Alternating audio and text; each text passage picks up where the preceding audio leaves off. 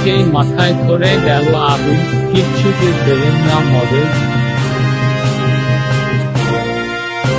পোশাকে আগুন ধরলে প্রথম প্রতিক্রিয়াটা কি হবে? পরিত্রাহী চিৎকার কিংবা আতঙ্কের ছোটাছুটি? অথচ এসবের কিছুই করলেন না এল সালভাদোরের এক মডেল।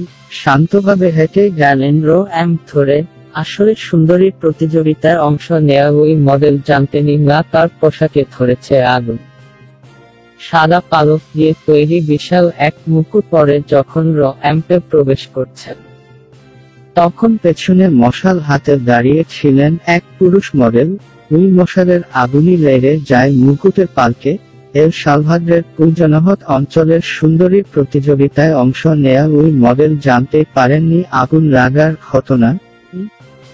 অবস্থাতেই তিনি হেঁটে যান রো-অ্যাম্পের শেষ প্রান্ত পর্যন্ত। পরবর্তীতে 2 জন পুরুষ দৌড়ে এসে আগুন নেভানো। আগুন লাগার ভিডিওটি এরই মধ্যে ভাইরাল হয়ে গেছে নেট দুনিয়ায়।